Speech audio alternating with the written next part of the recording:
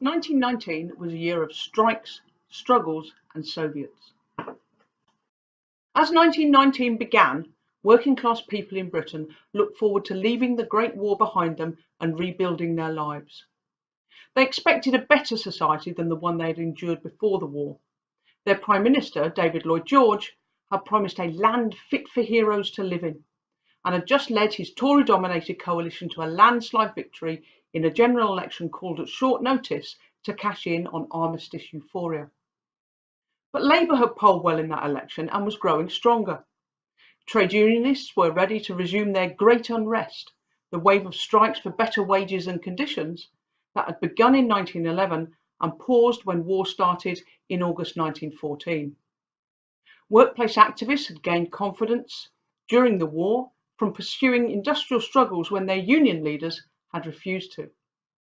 But Labour's 20% of the vote won it just 8% of Parliament's seats, and the 57 Labour MPs were mostly Conservative trade union officials committed more to maintaining respectability than to advancing working class interests.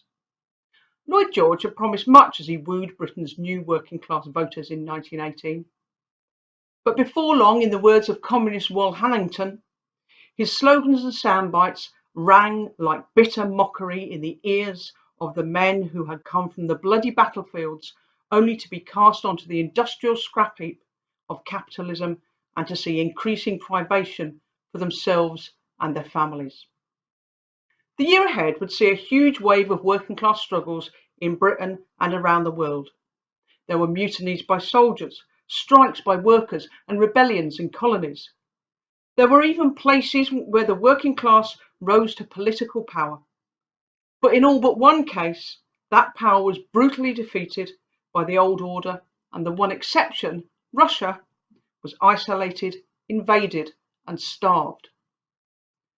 Workers won victories as well as suffering defeats, but did not overthrow the oppressive system they lived under and create a better one. Could they have won more? What went right and what went wrong? What does the experience of 1919 tell us about our struggles and our prospects in 2019?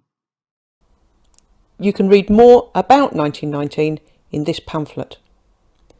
You can buy it or read more about the year's events at this web address.